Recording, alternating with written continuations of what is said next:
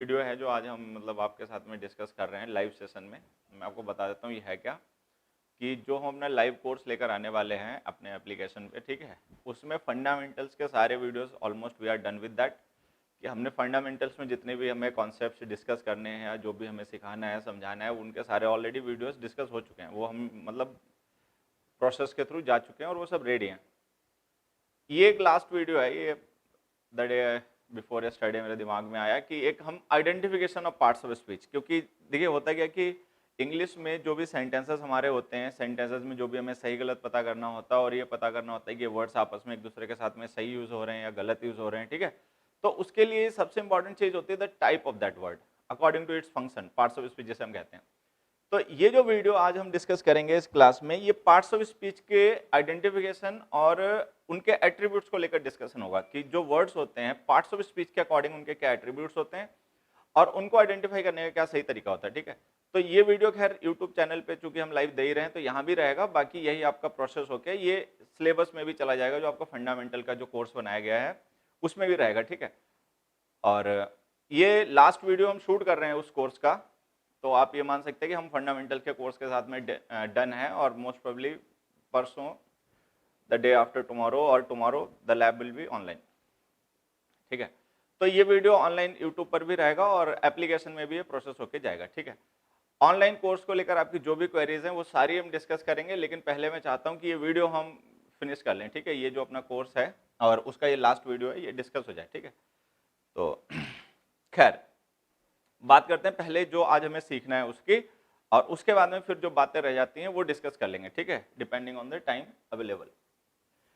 तो देखिए, जैसा कि एज यू नो ऑल कि आज की क्लास में हम डिस्कस करने वाले हैं पार्ट्स ऑफ स्पीच, ठीक है। Parts of speech, their identification and their attributes. सबसे पहले मैं एक चीज आप लोगों को समझा देना चाहता हूं कि जो पार्ट्स ऑफ स्पीच टर्म है ना, ये रिलेटिव टर्म है। मतलब अगर हम किसी वर्ड को कोई एक सर्टेन पार्ट ऑफ स्पीच मानते हैं तो ऐसा नहीं कि वो हमेशा पार्ट ऑफ स्पीच रहेगा। मतलब अगर कोई एक पर्टिकुलर वर्ड एक पर्टिकुलर पार्ट ऑफ स्पीच है तो ऐसा बिल्कुल भी नहीं कि वो हमेशा वही पार्ट ऑफ स्पीच रहेगा। पार्ट ऑफ स्पीच जो है ये रिलेटिव टर्म है और ये डिपेंड करती है वर्ड के यूज पर इन दिस सेंटेंस। तो हम ये कह सकते हैं कि एक सर्टेन वर्ड अगर हम उसको डिफरेंट वेज में यूज करेंगे किसी भी सेंटेंस में तो उसका पार्ट्स ऑफ स्पीच चेंज हो जाएगा। मतलब एक पर्टिकुलर वर्ड है, हमने दो अलग अलग सेंटेंस में डिफरेंट वेज में यूज किया तो उसका पार्ट ऑफ स्पीच चेंज हो जाएगा। तो पार्ट ऑफ स्पीच कोई एब्सोल्यूट टर्म नहीं है कि एक वर्ड के लिए पार्ट ऑफ स्पीच यूज हो गया तो वही रहेगा, हम उसको अदरवाइज भी यूज कर सकते हैं। मैं एक एग्जांपल से शुरुआत करना चाहूंगा।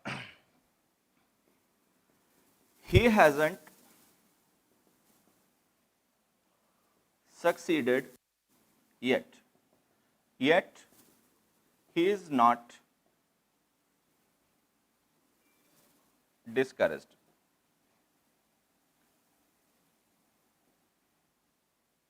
ठीक है, तो हमने दो सेंटेंस भी नहीं लिखे, एक ही सेंटेंस लिखा है और एक ही सेंटेंस में हमने एक वर्ड येट यहां यूज किया और एक यहां यूज किया। ये वाला येट जो एडवर्ब ऑफ टाइम है और ये हमारा कोऑर्डिनेट कंजंक्शन है, ठीक है। ये सेम वर्ड जो येट है यहां पर ये एडवर्ब है, ठीक है, और यहां पर ये कंजंक्शन है। येट जो होता है कोऑर्डिनेट कंजंक्शन होता है, किन्हीं दो ऐसे इवेंट्स को कनेक्ट करने के लिए यूज किया जाता है जो कॉन्ट्रास्टिंग नेचर के हों, ठीक है।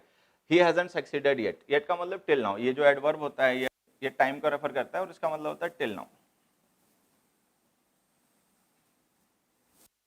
अच्छा, येट जो कंजंक्शन होता है एक तरीके से हम कह सकते हैं बट का सिनोनिम होता है, ठीक है, और कॉन्ट्रास्ट शो करता है। ही हैजंट सक्सीडेड येट, अभी तक वो मतलब सफल नहीं हुआ है लेकिन फिर भी अभी निराश नहीं हुआ। तो मतलब जनरली होता है कि कोई आदमी बहुत समय तक एफर्ट्स करता रहे फिर भी सफल ना हो तो वो निराश हो जाता है, लेकिन इसके मामले में ऐसा नहीं है, यहाँ पे समथिंग अपोजिट है, ठीक है। तो येट जो कंजंक्शन हमने यूज किया इन दोनों स्टेटमेंट्स को कनेक्ट करने के लिए वो इसीलिए क्योंकि हम वो कॉन्ट्रास्ट शो करना चाहते हैं कि सफल नहीं होने के बावजूद भी पर्सन अभी डिस्करेज नहीं है, ठीक है, होपफुल है। तो ये जो वर्ड येट है ये एडवर्ब है और ये एडवर्ब कंजंक्शन है। तो ये कई बार कंफ्यूजन करता है। क्या होता है कि हम अच्छा खासा सीखने समझने के बाद में भी कंफ्यूज हो जाते हैं क्योंकि हम पार्ट्स ऑफ स्पीच को लेकर काफी ज्यादा क्लियर नहीं होते हैं। तो मेरी आज की वीडियो में कोशिश है कि पार्ट्स ऑफ स्पीच को लेकर जिस तरीके के क्वेश्चंस हमें परेशान कर सकते हैं या जो पॉइंट्स हमें समझने चाहिए या हमें पहले से पता होने चाहिए क्वेश्चंस को डील करते टाइम, मैं वो सारे डिस्कस कर लेना चाहता हूँ कि उसके बाद में पार्ट्स ऑफ स्पीच के यूजेस को लेकर हमें कोई कंफ्यूजन ना रहे। तो मैं फिर से एक बार समझा देता हूँ।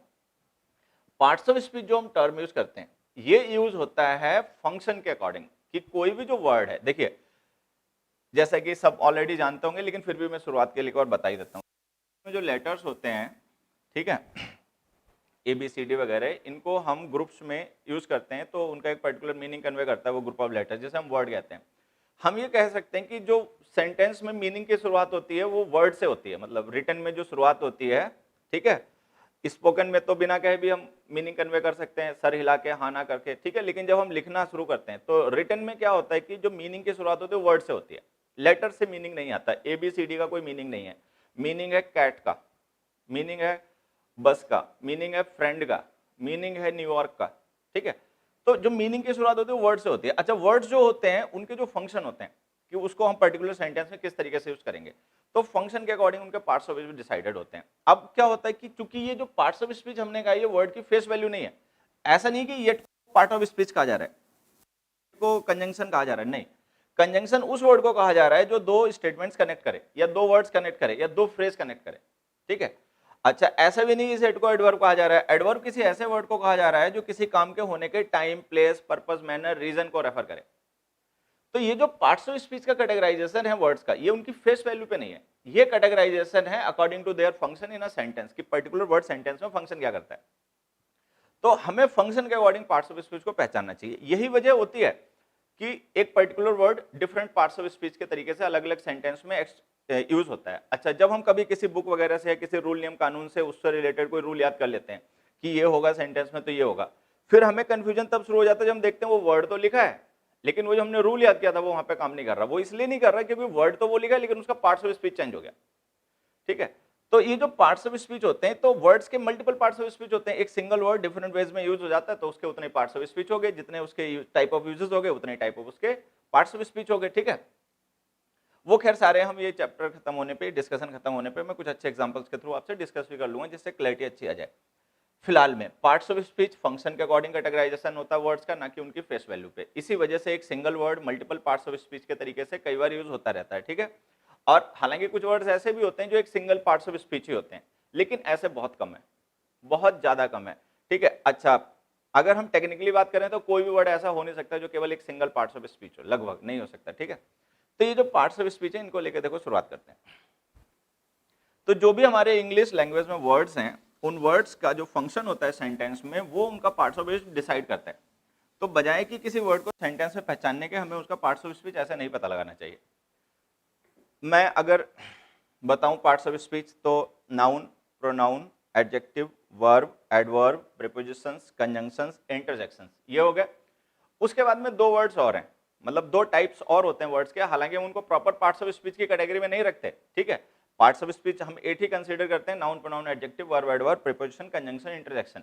लेकिन there are some two other type of words, ठीक है, जिनको हम डिटर्मिनर्स या पार्टिकल्स कहते हैं। तो वो डिटर्मिनर पार्टिकल्स क्या हैं वो भी इसी वीडियो में खैर डिस्कस कर लेंगे।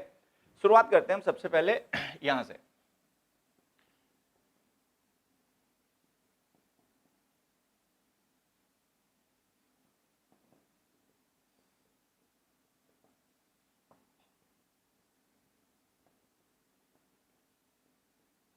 सबसे पहले हम इनकी बात कर लेते हैं, ये 3 पार्ट्स ऑफ स्पीच जो होते हैं, ठीक है। फिर से देखिए मैं आपको समझा देता हूँ। जो पार्ट्स ऑफ स्पीच कैटेगराइजेशन है वर्ड्स का सेंटेंस में, वो उनके फंक्शन के अकॉर्डिंग है। तो हम इसको ऐसे मान सकते हैं कि अगर हमें किसी वर्ड का पार्ट्स ऑफ स्पीच नोन है, अगर हमें किसी वर्ड का पार्ट्स ऑफ स्पीच नोन है, तो हम ये जान जाएंगे कि उस वर्ड की क्या फॉर्म्स होती होंगी और क्या उसका सेंटेंस में फंक्शन होता होगा। भाई पार्ट्स ऑफ स्पीच से ही डिसाइड होता है ना कि जैसे कोई वर्ड वर्ब है, तो वर्ब की फर्स्ट, सेकंड, थर्ड फॉर्म हो सकती है, ठीक है। तो वो एट्रीब्यूट वर्ब का है, तो अगर कोई वर्ड पार्ट्स ऑफ स्पीच में वर्ब है तो उसमें वो फंक्शन होगा, उसमें वो फॉर्म होगी। अच्छा, उसको हम subject, object, active, passive form में टेंस के साथ मॉडल्स का यूज कर सकते हैं। तो अगर हमें ये पता चल जाए कि कोई particular word parts of speech क्या है, तो हम ये भी जान जाएंगे इसकी कौन कौन सी फॉर्म्स होती हैं और इसके सेंटेंस में क्या फंक्शन होते हैं। अब अगर हम इसी को वैसे वर्सा देखें कि अगर कोई वर्ड है और हमें पता है कि इसमें ये फॉर्म्स होती हैं या सेंटेंस में इसका ये फंक्शन होता है, तो हम उसका पार्ट्स ऑफ स्पीच भी जान जाएंगे, ठीक है। तो दोनों तरीके हैं, इधर से मदद मिल जाए तो उधर पता कर लो, उधर से मदद मिल जाए तो इधर पता कर लो। अगर हमें किसी वर्ड का पार्ट्स ऑफ स्पीच पता है तो हम जान जाएंगे इस वर्ड की फॉर्म्स क्या क्या होती होंगी, ठीक है। अच्छा, अगर हमें किसी वर्ड का पार्ट्स ऑफ स्पीच पता है तो हम ये भी जान जाएंगे कि हमारे सेंटेंस में किस तरीके से यूज हो पाएगा, इसके क्या यूज होंगे सही और क्या यूज होंगे गलत। लेकिन अगर मान लो हमें ये पहले से ही पता हो कि इस वर्ड की ये फॉर्म्स होती हैं या इस वर्ड का ये फंक्शन होता है सेंटेंस में, तो उसका पार्ट्स ऑफ स्पीच ऑटोमेटिकली हमें पता चल गया, ठीक है। तो पार्ट्स ऑफ स्पीच जानने से हम उसके फॉर्म ऑफ फंक्शन जान सकते हैं, उसके फॉर्म ऑफ फंक्शन जानने से हम पार्ट्स ऑफ स्पीच जान सकते हैं। तो जो हम डिस्कशन करेंगे वो दोनों का मिला जुला टाइप का होगा, ठीक है।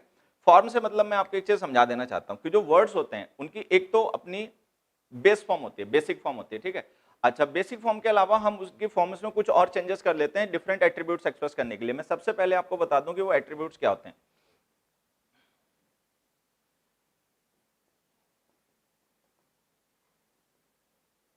जैसे कुछ वर्ड्स ऐसे होते हैं जिनमें नंबर होता है, सिंगुलर प्लूरल, ठीक है। कुछ वर्ड्स ऐसे होते हैं जिनमें केसेस होते हैं, nominative, objective, possessive, reflexive, vocative, ठीक है। कुछ ऐसे होते हैं जिनमें पर्सन होता है, फर्स्ट, सेकंड, थर्ड। कुछ ऐसे होते हैं जिनमें स्टेट को एक्सप्रेस करने वाली डिफरेंट फॉर्म्स होती हैं जो स्टेट्स एक्सप्रेस करती हैं। कुछ ऐसे होते हैं उनमें डिग्रीज होती हैं,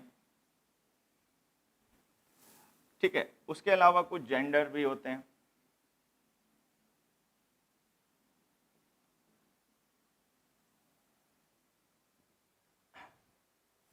मैं इसको थोड़ा सा सीक्वेंस को ऐसे लिखूंगा,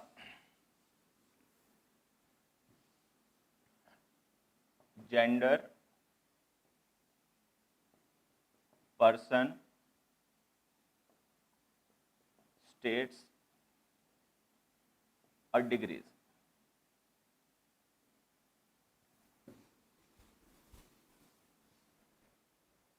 अब देखिए ये जो डिफरेंट एट्रीब्यूट्स होते हैं ना, ये हम वर्ड की फॉर्म में मतलब चेंजेस करके शो करते हैं। जैसे नंबर्स हैं, केसेस हैं, जेंडर्स हैं, पर्सन्स हैं, ठीक है। ये एट्रीब्यूट्स होते हैं नाउन्स या प्रोनाउंस में। अगर कोई भी वर्ड पार्ट्स ऑफ स्पीच में नाउन या प्रोनाउन है तो इसका मतलब उसमें नंबर, जेंडर, पर्सन, केस को एक्सप्रेस करने के लिए उसकी अलग अलग फॉर्म्स यूज होंगी। जैसे कि अगर हम पर्सन की बात करें, आई, वी, आई फर्स्ट पर्सन हो गया, वी सेकंड पर्सन हो गया, ठीक है। हालांकि अब हम पर्सन के बेसिस पर वहां पे कोई कैटेगराइजेशन नहीं कर सकते, ठीक है। लेकिन जो वर्ब होती है उसमें भी ये फीचर होता है। जैसे हमने लिखा गो और गोज, ठीक है। तो हमें बताइए गो और गोज है ना, वो एक ही वर्ब की दो अलग अलग फॉर्म्स हैं। अब इनमें डिफरेंस क्या है? ये वर्ब की फॉर्म क्या एक्सप्रेस कर रही है? ये पर्सन एक्सप्रेस कर रही है, थर्ड पर्सन, ठीक है। और नंबर भी सिंगुलर नंबर। तो ये तो बेसिक फॉर्म हो गई वर्ब की गो, ठीक है। उसके अलावा जो गोज हमने लिखी है ना, ये जो हमने इसमें चेंजेस किए हैं, ये चेंजेस हमने कौन सा एट्रीब्यूट एक्सप्रेस करने के लिए यूज किया है? तो ये जो वर्ड है गो, जो कि एक वर्ब है, हमने इसको गोज लिखा है इसका पर्सन एक्सप्रेस करने के लिए कि ये थर्ड पर्सन है और नंबर इसका सिंगुलर है। तो गोज जो है ना, ये फॉर्म ये दो चीजें एक्सप्रेस कर रही है, एक सिंगुलर नंबर और एक थर्ड पर्सन, ठीक है। तो पर्सन शो करने के लिए जो हम फॉर्म में चेंज करते हैं वो केवल वर्ब्स में होते हैं। वर्ब की फर्स्ट फॉर्म जो होती है उसमें हम ऐसा कर लेते हैं, ठीक है। बाकी अब मॉडर्न इंग्लिश में जो नाउन प्रोनाउन होते हैं उनमें चेंजेस नहीं होते, ठीक। पहले होते थे, ठीक। जेंडर्स में होते हैं, जैसे हमने यहाँ पे लिखा एक्टर, तो ये नाउन हो गया, ये है मैस्कुलिन जेंडर। अगर हमें इसका फेमिनिन जेंडर रेफर करना हो तो इसी को हम लिख देंगे एक्ट्रेस। तो वो जो एक्टर वर्ड है ना, उसी को हमने थोड़ी सी फॉर्म चेंज की और उसको हमने एक्ट्रेस लिख दिया, ठीक है। तो वो नंबर का एट्रीब्यूट है, नंबर का डिफरेंस शो कर रहा है, ये पर्सन और नंबर का शो कर रहा है। केसेस होते हैं, जैसे हमने लिखा कमल और हमने लिख दिया कमल्स, तो कमल्स पजेसिव केस हो गया, ठीक है। लाइकवाइज नंबर्स में होता है, हमने लिखा बॉय या चाइल्ड, सिंगुलर नंबर है, चिल्ड्रन लिख दिया तो प्लूरल नंबर है। तो ये डिफरेंट वर्ब की फॉर्म्स जो होती हैं वो पर्सन, केस, जेंडर, पर्सन मतलब जेंडर्स, केसेस, नंबर, पर्सन, इनको एक्सप्रेस करती हैं। तो ये जो एट्रीब्यूट्स होते हैं पार्ट्स ऑफ स्पीच के, इन एट्रीब्यूट्स को हम रेफर करते हैं by changing the form of the word, ठीक है। स्टेट्स किस में होती हैं? स्टेट्स होती हैं वर्ब्स में, ठीक है। जैसे अगर हम गो की बात करें तो ये इंडेफिनिट स्टेट शो करती है, ये वर्ब की फॉर्म इंडेफिनिट स्टेट शो करती है एक्शन की। अगर हम गोइंग लिख दें तो कॉन्टिन्यूअस स्टेट एक्सप्रेस करती है, गॉन लिख दें कंप्लीशन शो करती है, वेंट भी इंडेफिनिट होती है लेकिन पास्ट का वो टाइम भी शो करती है, ठीक है। तो ये जो गो, गोइंग, गोन, वेंट हैं, ये एक ही वर्ब के डिफरेंट फॉर्म्स हैं। एक वर्ड है उसको हमने डिफरेंट फॉर्म में यूज किया, तो ये जो डिफरेंट फॉर्म्स है क्या एक्सप्रेस कर रही हैं? Different states of the action, ठीक है। डिग्रीज होती हैं, जैसे स्वीट तो स्वीटर लिख दिया, स्वीटेस्ट लिख दिया, ठीक है। तो ये जो डिफरेंट एट्रीब्यूट्स हैं, ठीक है, ये फॉर्म्स के थ्रू हम एक्सप्रेस करते हैं। तो ये जो वर्ब की फॉर्म में हम चेंज करते हैं इन एट्रीब्यूट्स को एक्सप्रेस करने के लिए, number, gender, person, case, state, degree, इसको हम कहते हैं इन्फ्लेक्शन। ग्रामेटिकल टर्म जो हम इसके लिए यूज करते हैं, इसका हम यूज करते हैं इन्फ्लेक्शन। इन्फ्लेक्शन का मतलब चेंज इन द फॉर्म, मतलब we have added something to the word, हमने वर्ड में कुछ पर्टिकुलर मतलब ऐड कर दिए हैं लेटर्स या वर्ड्स, और फिर उसकी फॉर्म चेंज हो गई। तो वो जो फॉर्म चेंज हो गई वो हमने इसलिए चेंज किए क्योंकि उसके थ्रू हम different degrees, different state, different person, different gender, different case, different numbers को एक्सप्रेस करना चाहते हैं उसी नाउन के या उसी वर्ड के। तो एक सर्टेन वर्ड की different numbers, different cases, different genders, different person, different state, different degrees को एक्सप्रेस करने के लिए हम उसकी फॉर्म चेंज कर लेते हैं। तो जो हम उसकी फॉर्म चेंज करते हैं इसको हम कहते हैं इन्फ्लेक्शन। इन्फ्लेक्शन, ठीक है। अब जैसे हमने पार्ट्स ऑफ स्पीच डिस्कस किया, noun, pronoun, adjective, verb, adverb, preposition, conjunction, interjection, ये तो 8 हो गए well established parts of speech. फिर मैंने कहा कि 2 टाइप और भी होते हैं वर्ड्स के जिन्हें हम डिस्कस करेंगे, डिटरमिनर्स और पार्टिकल्स। तो अगर हम इन्फ्लेक्शन की बात करें तो इसमें जैसे नाउन है, प्रोनाउन है, एडजेक्टिव है, एडवर्ब्स हैं, ठीक है। वर्ब्स देखो लिखना रह गया, वर्ब्स भी है। तो verbs, nouns, pronouns, adjectives, adverbs, ये वो पार्ट्स ऑफ स्पीच हैं जो इन्फ्लेक्शन शो करते हैं।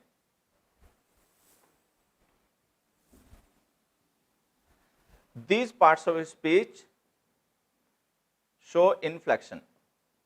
इन्फ्लेक्शन का मतलब है कि इनकी फॉर्म्स का चेंज किया जाता है इनके डिफरेंट एट्रीब्यूट्स को एक्सप्रेस करने के लिए। वर्ब्स हैं, नाउन्स हैं, प्रोनाउंस हैं, एडजेक्टिव्स हैं, एडवर्ब्स हैं, ठीक है।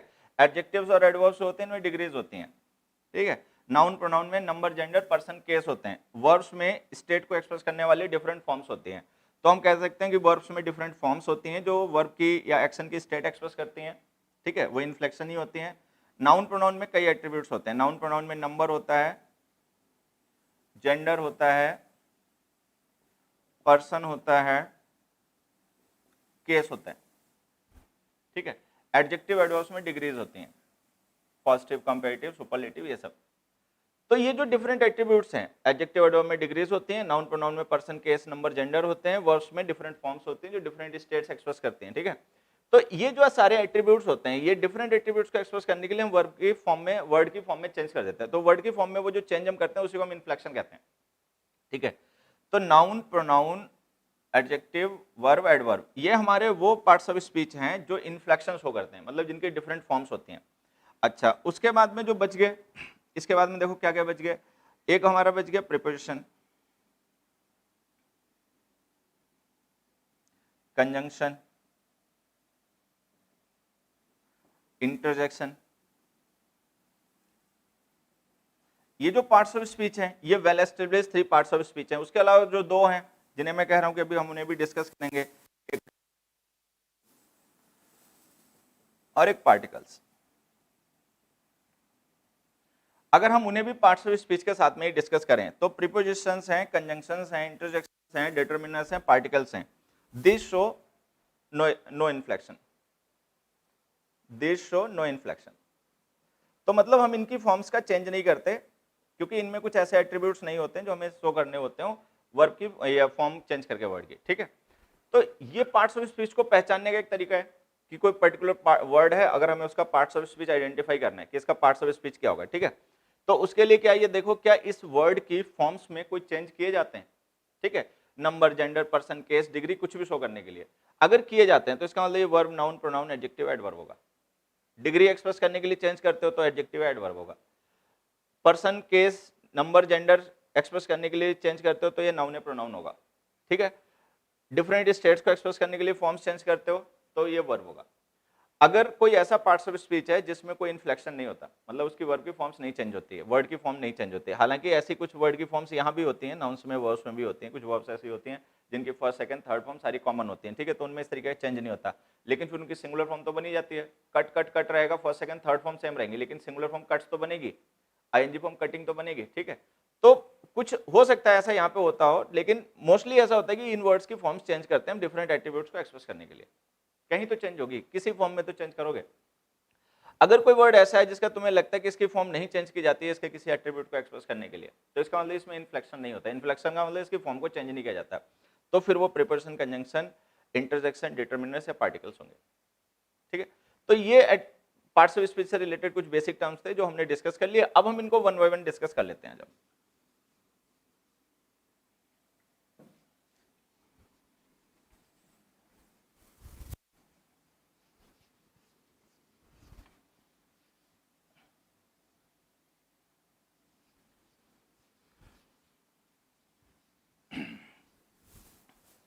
तो यहां पर हम उनके एट्रीब्यूट्स और उनके फंक्शन दोनों के अकॉर्डिंग जो डिफरेंसेस होते हैं पार्ट्स ऑफ स्पीच में वो डिस्कस करेंगे।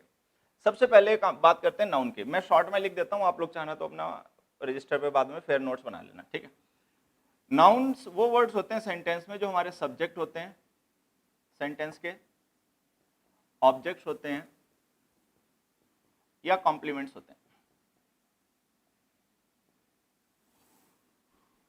ठीक है, सब्जेक्ट क्या है, ऑब्जेक्ट क्या है, कॉम्प्लीमेंट क्या है, या तो आप लोग पहले से जानते भी होंगे, बेसिक टर्म्स हैं, और नहीं तो एक वीडियो भी हमने दे रखा है फंडामेंटल के कोर्स में इन चीजों को डिटेल में डिस्कस करते हुए। पहला वीडियो वही है। ठीक है, तो सब्जेक्ट, ऑब्जेक्ट और कॉम्प्लीमेंट्स ये वर्ड्स नाउन्स होते हैं। तो अगर सेंटेंस में कोई भी वर्ड ऐसा है जो सब्जेक्ट, ऑब्जेक्ट या कॉम्प्लीमेंट है तो वो नाउन ही होगा। ठीक है, हालांकि इसमें कॉम्प्लीमेंट्स, एडजेक्टिव्स भी हो सकते हैं। ठीक है, वो हम अभी उनको भी डिस्कस कर लेंगे, लेकिन अगर हम नाउन्स की बात करें तो नाउन का फंक्शन ये होता है कि ये सेंटेंस में हमारे सब्जेक्ट, ऑब्जेक्ट या कॉम्प्लीमेंट होते हैं। वर्ब का सब्जेक्ट है, वर्ब का ऑब्जेक्ट है, अगर कोई लिंकिंग वर्ब है तो उसका कॉम्प्लीमेंट्स है, ये फंक्शन नाउन का होता है। ठीक है, तो जो भी वर्ड ये फंक्शन करता है वो आपको सेंटेंस में मिलेगा, वो नाउन होगा। उसमें से जो ऑब्जेक्ट्स होते हैं ये वर्ब के भी होते हैं, प्रीपोजिशन के भी होते हैं। तो अगर हमने किसी प्रीपोजिशन के बाद में कोई वर्ड लिख रखा है तो वो प्रीपोजिशन का ऑब्जेक्ट है, तो वो भी नाउन नहीं होगा। ठीक है, एडजेक्टिव्स जो होते हैं वो सब्जेक्ट ऑब्जेक्ट नहीं हो सकते, वो केवल कॉम्प्लीमेंट हो सकते हैं। तो हम ये कह सकते हैं कि अगर कोई वर्ड सब्जेक्ट या ऑब्जेक्ट है तब तो फिर वो नाउन नहीं होगा। कॉम्प्लीमेंट तो एक बार में एडजेक्टिव भी हो सकता है, वो हम देख लेंगे इसमें डिग्रीज होती हैं कि नहीं, अगर होती हैं तो वो एडजेक्टिव है, नहीं तो वो नाउन।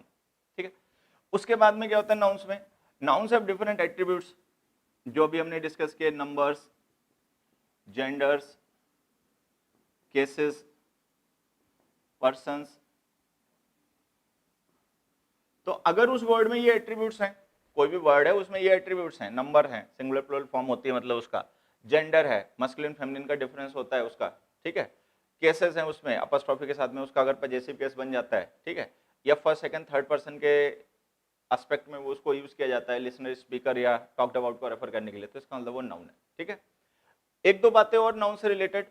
नाउन्स जो होते हैं, एडजेक्टिव्स जो होते हैं वो इनको डिस्क्राइब कर देते हैं। Adjectives describe nouns. ठीक है, एडजेक्टिव्स जो होते हैं वो नाउन्स को डिस्क्राइब करते हैं। Determiners determine them. डिटर्मिनर्स जो होते हैं वो डिटरमिन करते हैं नाउन्स को। Pronouns stand for them. Pronouns उनको रिप्लेस कर देते हैं। तो अगर तुम्हें लगता है कि सेंटेंस में यूज किया गया वर्ड या कोई भी ऐसा वर्ड जिसको एडजेक्टिव्स डिस्क्राइब कर लेंगे, डिटर्मिनर्स डिटरमिन कर लेंगे, प्रोनाउंस उसकी जगह पे यूज हो जाएंगे, तो वो नाउन है। सो मतलब ये छोटी छोटी बातें हैं जिनको हम ध्यान में रख के जान सकते हैं और डेफिनेटली श्योर हो सकते हैं। देखिए, कोई भी चीज जब हम सीखते हैं ना तो उसमें जो हमारा कॉन्फिडेंस होता है वही सीखने में मदद करता है। अगर हम किसी चीज को विदाउट कॉन्फिडेंस मान लें, हम तर्क करें, कुतर्क करें, बेवजह मुंह लड़ाएं किसी के साथ, वो अलग बात है। लेकिन अगर हम कॉन्फिडेंट नहीं है तो इसका मतलब फिर हम सीख नहीं रहे, हम जबरदस्ती अपने को प्रूव कर रहे हैं। ये जो छोटी छोटी बातें हैं इनके क्लियर हो जाने से कॉन्फिडेंस आएगा, हमें पता रहेगा कि जो हम कह रहे हैं वो वास्तव में लॉजिकल है, वो हवाबाजी नहीं है। तो एडजेक्टिव्स हैं वो डिस्क्राइब कर देते हैं नाउन्स को, डिटरमिनर्स डिटरमिन कर देते हैं नाउन्स को। प्रोनाउंस जो होते हैं, स्टैंड फॉर का मतलब होता है रिप्रेजेंट करना। ठीक है, तो प्रोनाउंस जो होते हैं वो नाउन्स को रिप्रेजेंट कर लेते हैं, उनकी जगह पे यूज हो जाते हैं सेंटेंस में। तो अगर तुम्हें लगता है कोई ऐसा वर्ड है जिसको प्रोनाउंस रिप्लेस कर सकते हैं, डिटरमिनर्स डिटरमिन कर सकते हैं, एडजेक्टिव्स डिस्क्राइब कर सकते हैं, तो इसका मतलब नाउन होगा। ठीक है, तो इस तरीके से हम जान जाते हैं कि सेंटेंस में लिखा गया वर्ड नाउन होगा या नहीं होगा। फिर से एक बार समझ लो, सेंटेंस में यूज किए गए वर्ड जो सब्जेक्ट ऑब्जेक्ट होते हैं वो नाउन या प्रोनाउन नहीं होते हैं। प्रोनाउन गिने चुने होते हैं, उनको पहचानना बहुत आसान होता है। ठीक है, तो अगर सेंटेंस में कोई वर्ड हमने सब्जेक्ट ऑब्जेक्ट बना रखा है तो वो नाउन नहीं होगा। कॉम्प्लीमेंट्स एडजेक्टिव भी हो सकते हैं, नाउन्स भी हो सकते हैं, प्रोनाउंस भी हो सकते हैं। एडजेक्टिव्स में डिग्रीज होती हैं, कंपेरेटिव, सुपरलेटिव, तो वो उनसे हमें पता चल जाता है। नंबर, जेंडर, पर्सन, केस, ये अगर एट्रीब्यूट कोई भी वर्ड शो कर रहा है तो इसका मतलब फिर वो नाउन होगा। अपॉस्ट्रोफी उसके साथ यूज हो रही है पजेसिव केस में तो इसका मतलब नाउन है। ठीक है, मैस्कुलिन फेमिनिन का डिफरेंस शो करने के लिए उसके डिफरेंट फॉर्म्स अगर एग्जिस्ट करती हैं तो इसका मतलब ये नाउन है।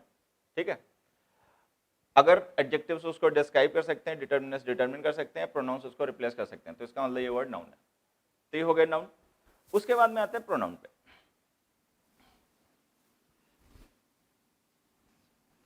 प्रोनाउंस की देखिए कहानी क्या है कि जो प्रोनाउन होते हैं वर्ड्स हमारे, कैन बी सब्जेक्ट, ऑब्जेक्ट और complement as a noun is. ये जो वर्ड्स होते हैं ना प्रोनाउंस, क्योंकि ये नाउन को रिप्लेस करते हैं, तो जो फंक्शन नाउन का होता है वही फंक्शन इनका भी होता है, सब्जेक्ट, ऑब्जेक्ट और कॉम्प्लीमेंट। ये भी सेंटेंस में बन सकते हैं, बट इनमें और नाउन में डिफरेंस क्या होता है, ये नाम नहीं होते। नाउन जो होता है वो नेम होता है किसी का, वो किसी की आइडेंटिटी होती है, ठीक है। प्रोनाउंस जो होते हैं दीज आर नॉट नेम्स, ये नेम नहीं होते। जैसे कार जो है ना, that is the name of a thing, it जो है वो नाम नहीं है, ठीक है, वो नाम का रिप्लेसमेंट है।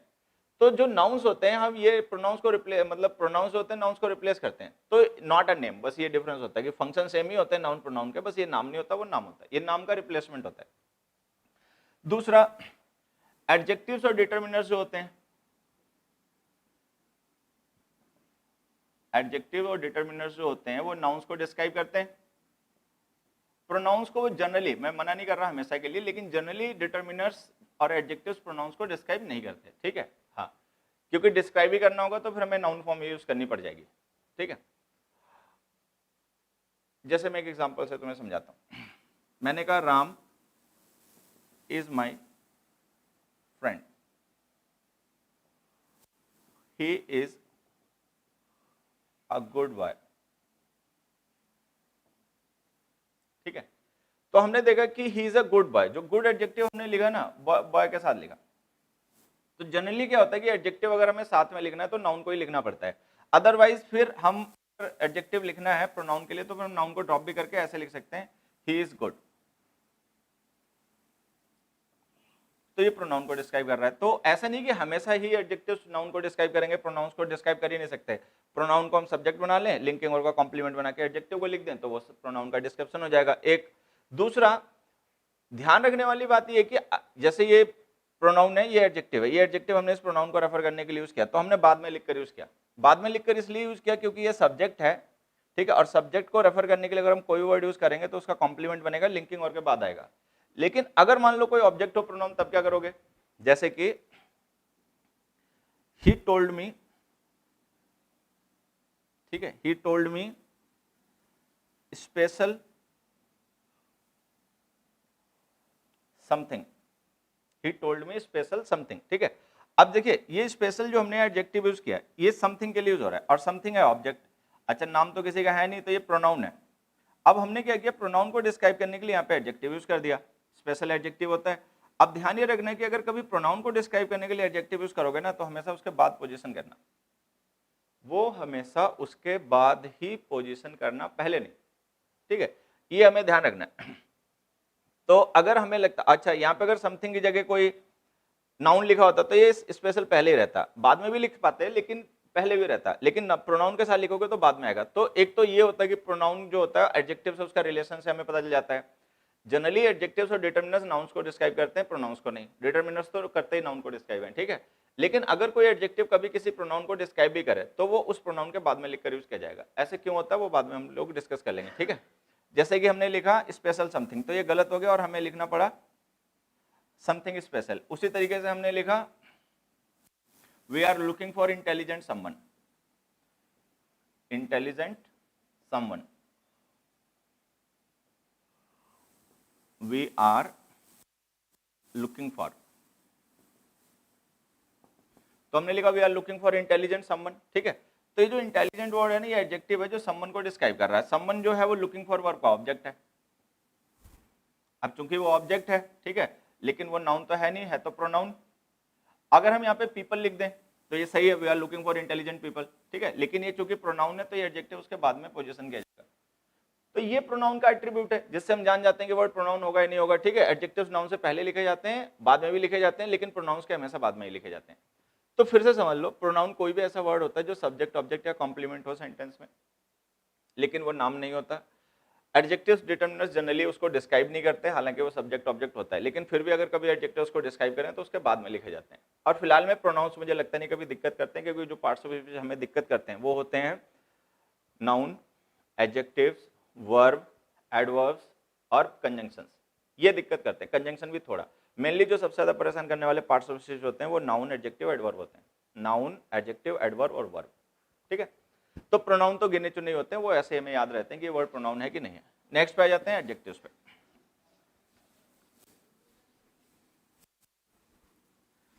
अब देखिए कोई वर्ड है, उसका पार्ट्स ऑफ स्पीच एडजेक्टिव है या नहीं है, ये हमें पता करना है, तो हम कैसे पता करें?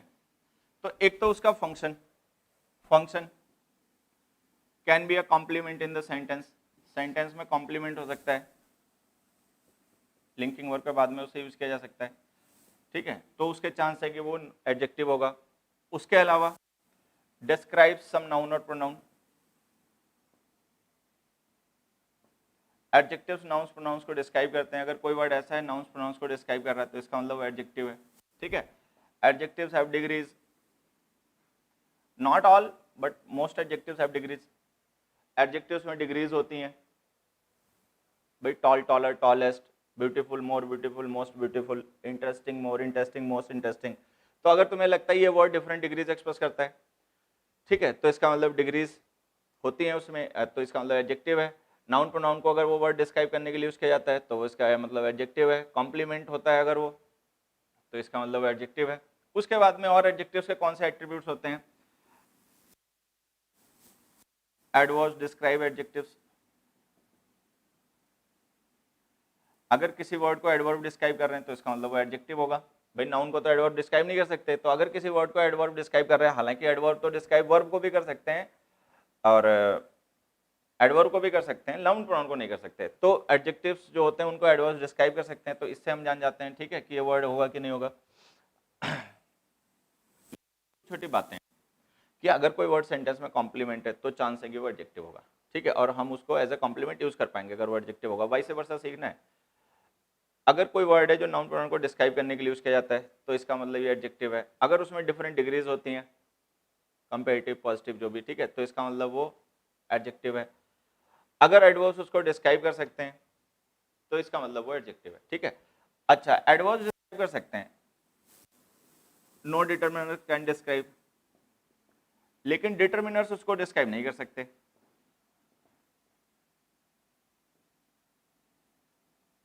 एडजेक्टिव्स जो हैं उन्हें डिटरमिनर डिस्क्राइब नहीं कर सकते, एडवर्ब्स कर सकते हैं, ठीक है। डिटरमिनर्स केवल नाउन्स को डिस्क्राइब कर सकते हैं। तो अगर तुम्हें लगता है कि एडवर्ब तो इस वर्ड को डिस्क्राइब कर लेगा, डिटरमिनर नहीं कर पाएगा, तो इसका मतलब फिर ये वर्ड एडजेक्टिव नहीं है, मतलब नाउन नहीं है, एडजेक्टिव है, क्योंकि अगर नाउन होगा तो फिर डिटरमिनर तो डिस्क्राइब कर ही लेंगे। तो ये छोटी छोटी बातें हैं जिनसे हम जान सकते हैं, ठीक है। उसके बाद में एडवर्ब भी यहीं पर डिस्कस कर लेते हैं।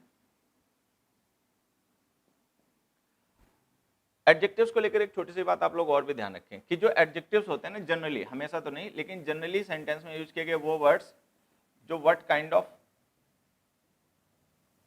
या विच वन को रिप्लाई करते हैं वो एडजेक्टिव होते हैं, ठीक है। हालांकि इसके अलावा भी होते हैं, ऐसे भी वर्ड होते हैं जो व्हाट काइंड ऑफ या विच का रिप्लाई नहीं होता लेकिन फिर एडजेक्टिव होते हैं, लेकिन मोस्टली का मतलब ना लार्ज नंबर ऐसे ही होता है कि जो वर्ड्स व्हाट काइंड ऑफ को या विच को रिप्लाई करते हैं वो एडजेक्टिव्स होते हैं। जैसे कि he told me a story, what kind of story, good, तो गुड एडजेक्टिव हो गया, ठीक है। I know the man sitting in the car, ठीक है, which man sitting in the car, तो sitting in the car adjective phrase हो गई मैन को डिस्क्राइब करने के लिए।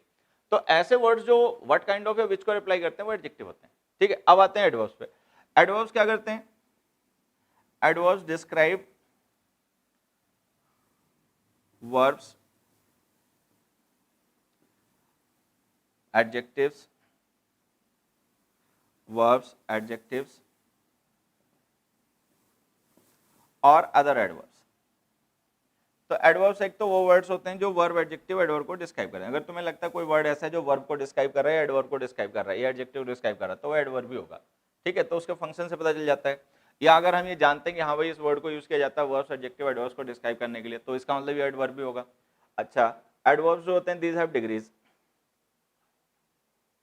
इनमें डिग्रीज होती हैं, सब में नहीं होती हैं, लेकिन एडवर्ब्स जो कंपेरेबल होते हैं, होती तो सारे एडजेक्टिव्स में भी नहीं है, वो एडजेक्टिव चैप्टर का कॉन्सेप्ट है उसमें डिस्कस करेंगे, ठीक है। लेकिन जिस तरीके से जो एडजेक्टिव्स कंपेरेबल होते हैं उनकी डिफरेंट फॉर्म्स होती हैं जिन्हें हम डिग्रीज कहते हैं, वैसे एडवर्ब्स में भी होती हैं। जो एडवर्ब्स कंपेरेबल होते हैं उनकी डिफरेंट डिग्रीज होती हैं। जैसे हमने लिखा इजिली, तो मोर इजिली उसकी कंपेरेटिव डिग्री हो गई, मोस्ट इजिली उसकी सुपरलेटिव डिग्री हो गई। तो एडवर्ब्स हैव डिग्रीज, ठीक है। Can't become, can't become subject object और कॉम्प्लीमेंट, सब्जेक्ट ऑब्जेक्ट और कॉम्प्लीमेंट। एडवर्ब्स जो होते हैं वो सेंटेंस में सब्जेक्ट ऑब्जेक्ट या कॉम्प्लीमेंट नहीं बन सकते। हालांकि सब्जेक्ट ऑब्जेक्ट तो वैसे बताएं नाउन के अलावा कोई नहीं बन सकता, नाउन प्रोनाउन के अलावा, लेकिन एडजेक्टिव कॉम्प्लीमेंट बन सकते हैं। एडवर्ब्स कॉम्प्लीमेंट भी नहीं बन सकते, मतलब एडवर्ब्स को हम लिंकिंग वर्ब के बाद में लिख के नहीं यूज कर सकते, एडजेक्टिव्स को यूज कर सकते हैं। जैसे कि हमने लिखा ही लुक्स हैप्पी, तो ये लुक लिंकिंग वर्ब हो गई, इसके बाद हैप्पी हमने एडजेक्टिव कॉम्प्लीमेंट बना के लिख दिया। लेकिन अगर हम एडवर्ब लिखें ही लुक्स हैप्पीली, तो ये गलत हो जाएगा, क्योंकि एडवर्ब है ना, ये लिंकिंग वर्ब के बाद में कॉम्प्लीमेंट भी नहीं बन पाएगा।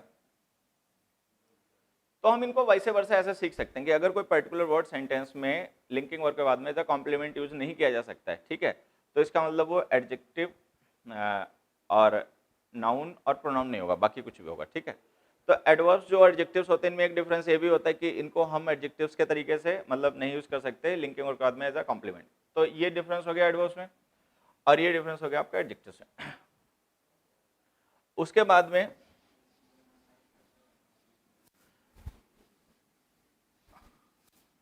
हमने फिफ्थ पार्ट ऑफ स्पीच लिखा अपना वर्ब। ये वैसे होता है सबसे इंपॉर्टेंट पार्ट ऑफ स्पीच, ठीक है, वर्ब।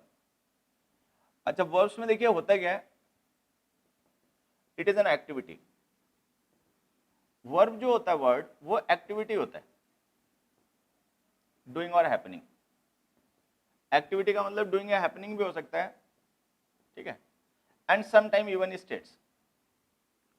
वर्ब हम उन वर्ड्स को भी कहते हैं जो डूइंग हैपनिंग ना रेफर करके स्टेट डिस्क्राइब करते हैं, मतलब वो वर्ड्स भी वर्ब ही कहे जाते हैं।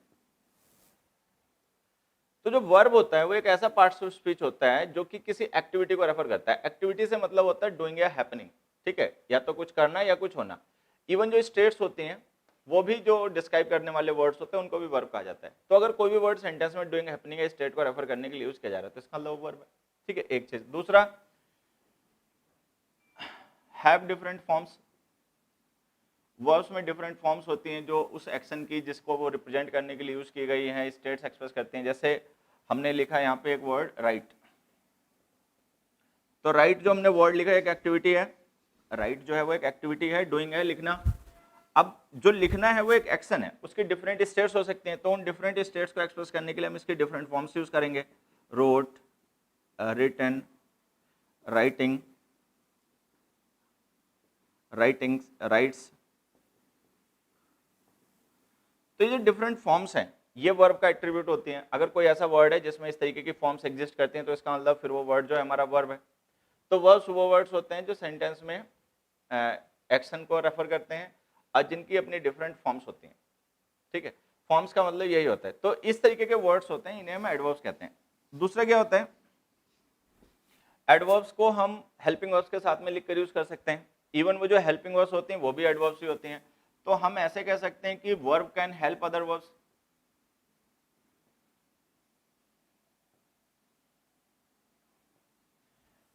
भाई जो हेल्पिंग वर्ब्स होती हैं उनका भी पार्ट्स ऑफ स्पीच तो वर्ब ही होता है, ठीक है। वर्ब के अंदर फिर उनकी सब कैटेगरीज बन जाती हैं। तो वो जो हेल्पिंग वर्ब्स हैं वो भी वर्ब्स हैं, वो दूसरी वर्ब्स को हेल्प करने का भी काम कर सकती हैं, ठीक है। तो वर्ब ये वर्ड्स होते हैं, ऐसे वर्ड्स जो डूइंग हैपनिंग को एक्सप्रेस करें वो वर्ब हैं। ऐसे वर्ड जिनमें डिफरेंट स्टेट्स को एक्सप्रेस करने के लिए डिफरेंट फॉर्म्स एग्जिस्ट करती हैं